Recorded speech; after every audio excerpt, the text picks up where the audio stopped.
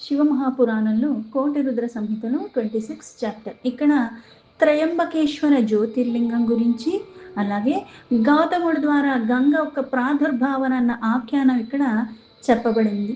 సూత ఉవాచ ఏవం కృతే తు ఋషీణా శస్త్రికేణ ద్విజాః శివః ఆవిర్బభూవ స శివః ప్రసన్నః సాఘణస్తనః.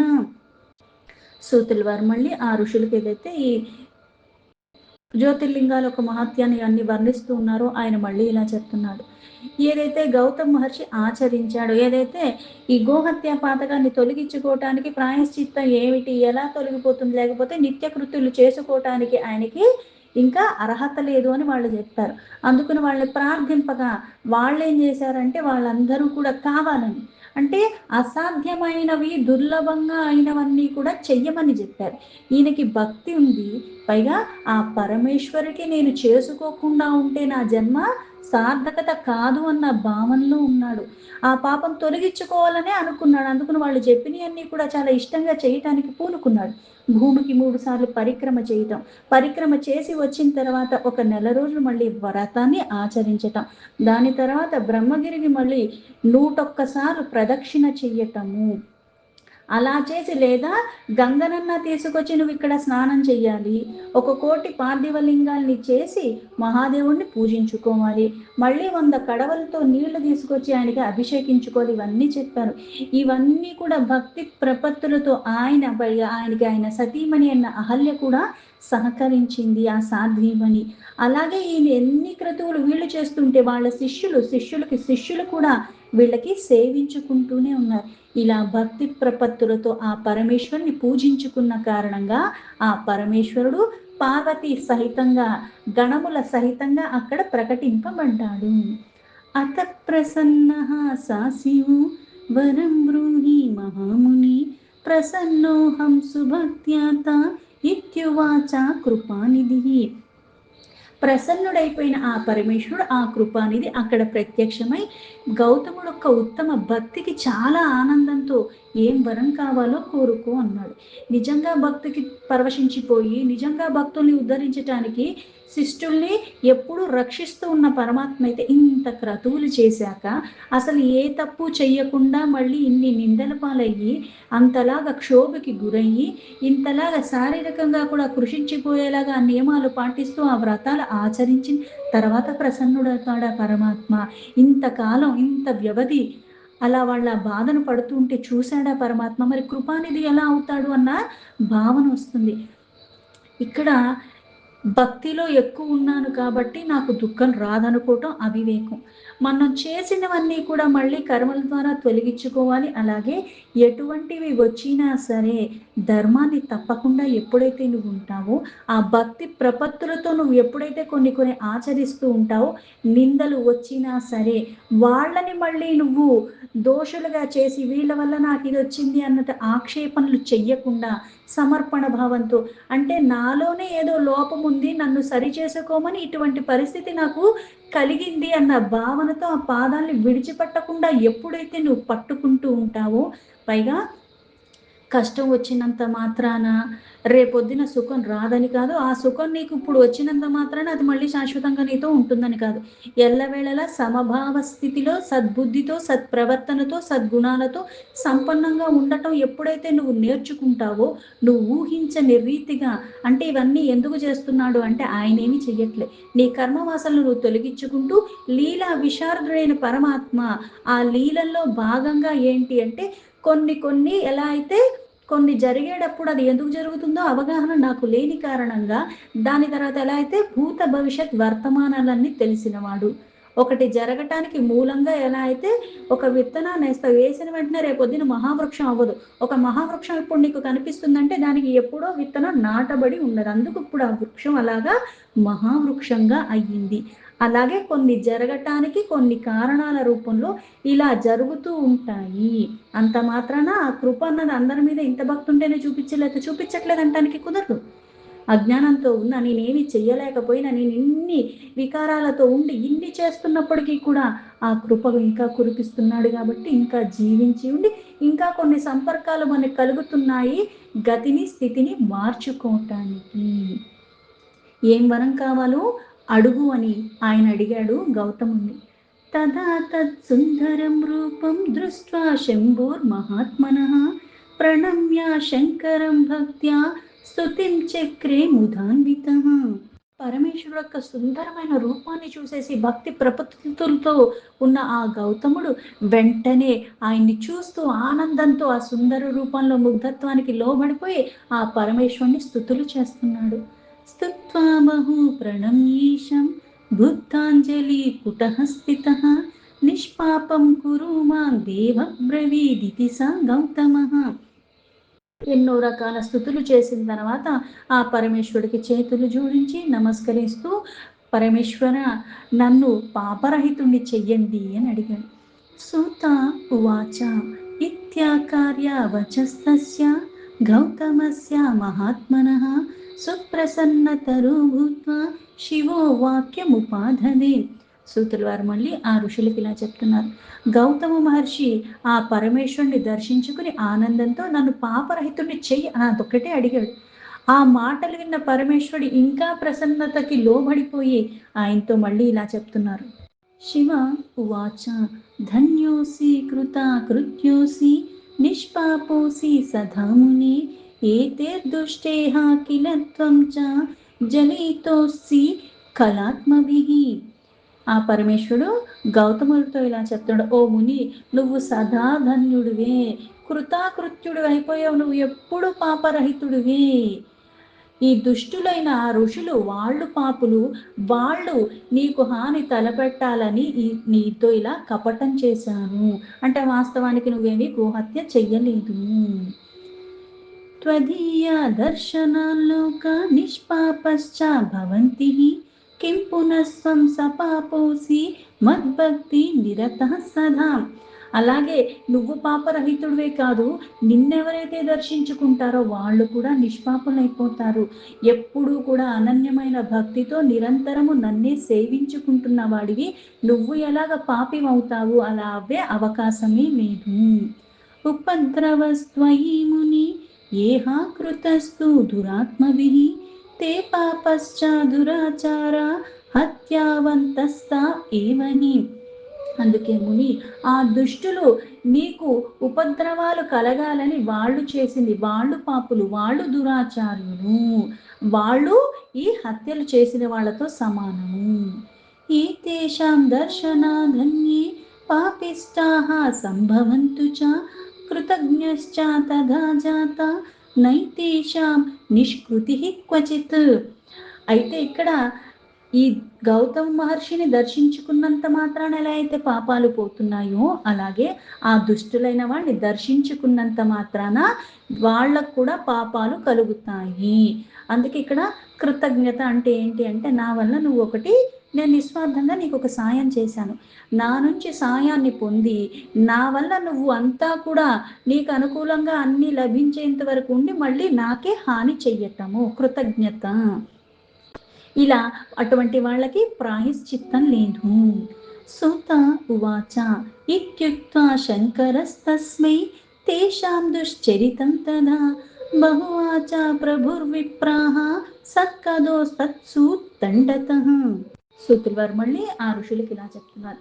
ఆ పరమేశ్వరుడు చెప్పిన మాటలు విన్న తర్వాత ఎప్పుడూ కూడా పరోపకారం అన్నది నీకు అనుకూలంగా ఉన్నప్పుడు చేసి, నీకు అనుకూలంగా లేనప్పుడు చేయకుండా ఉండటము, మళ్ళీ నీకు వాళ్ళతో అవసరం లేకపోతే చేయకుండా ఉండటం, దాన్ని పరోపకారం అంటారు. పరుల కోసం ఉపకారం చెయ్యటమే నా ధర్మంగా భావించి ఎల్లవేళలా కట్టుబడి ఉండేవాళ్ళే సజ్జనులు. సత్ప్రవర్తన, సద్బుద్ధి, ఇటువంటివన్నీ కూడా ఎప్పుడూ పూర్ణంగా ఉన్నవాళ్ళు ఎప్పుడు ఇతరులకు సుఖాలు ఇవ్వటానికే ప్రయత్నపూర్వకంగా చేస్తారు. వాళ్ళకి దుఃఖాలు వచ్చినా సరే వాళ్ళు ఇతరులకు ఎప్పుడు సుఖాలు ఇవ్వటానికే ప్రయత్నం చేస్తారు.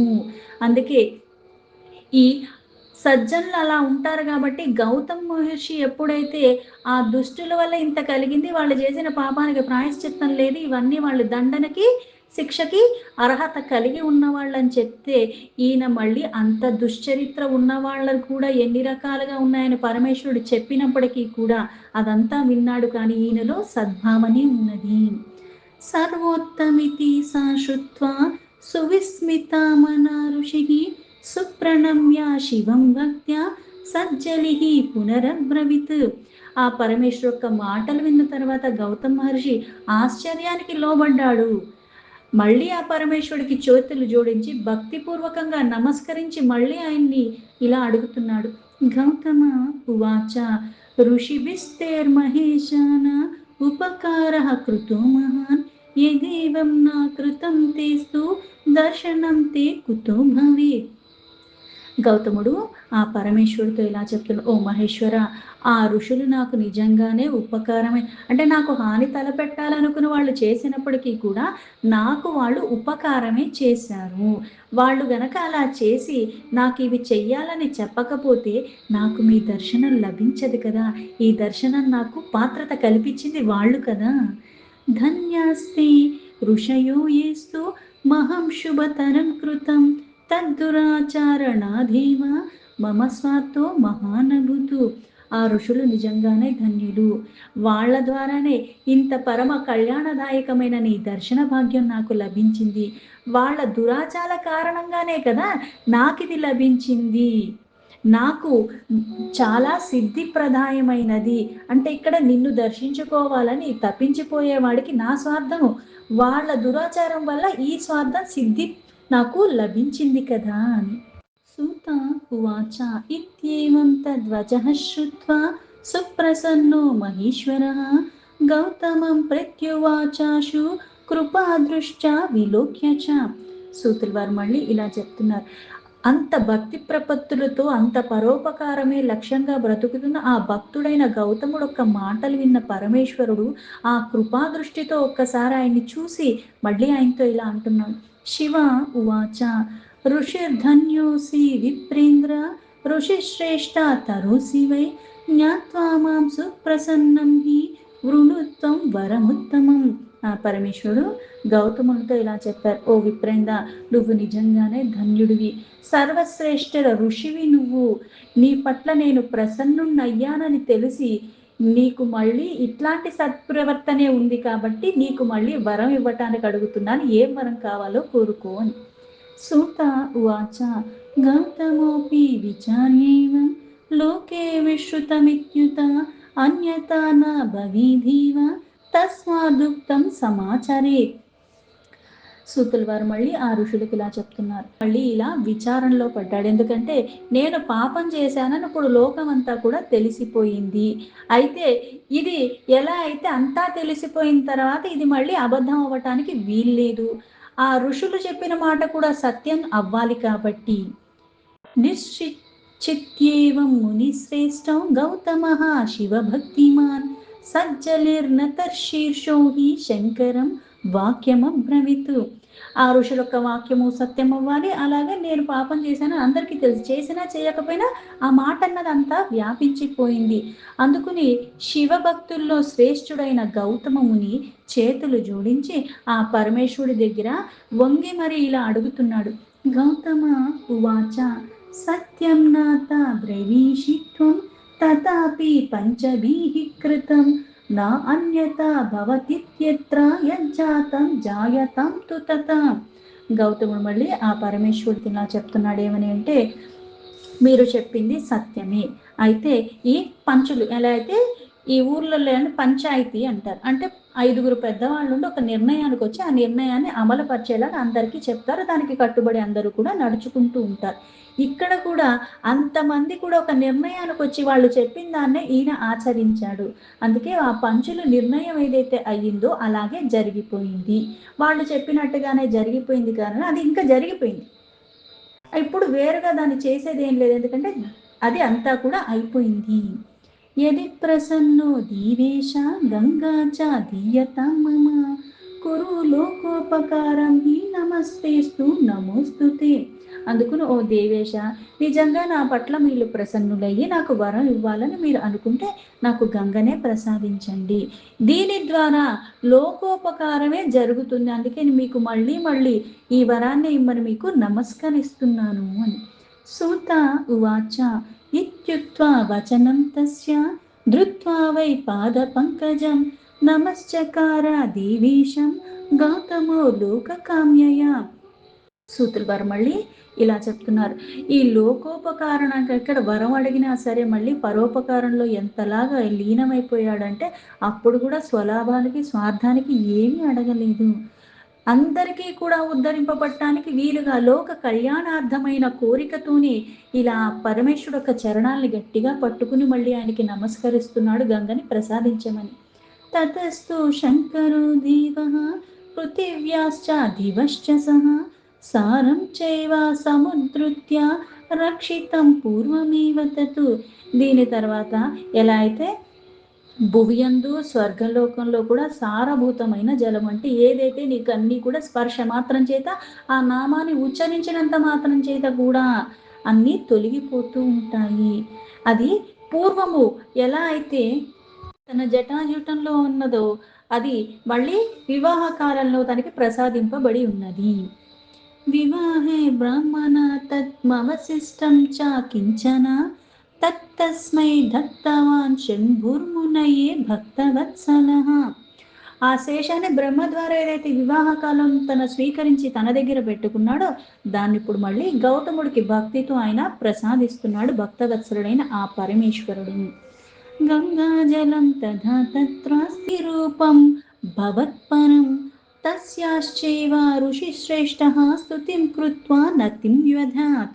పరమేశ్వరుడు గౌతమునికి ప్రసాదించిన తర్వాత ఆ గంగాజలం ఒక పరమ సుందరి అయిన ఆ మంచిగా ఒక సుందరమైన స్త్రీ రూపాన్ని ధరించి అక్కడ చేరి అక్కడ ఆ ఋషివరుడు మళ్ళీ ఈ గంగకి నమస్కరించి ఆవిడ్ని కూడా మళ్ళీ స్తుతించాడు.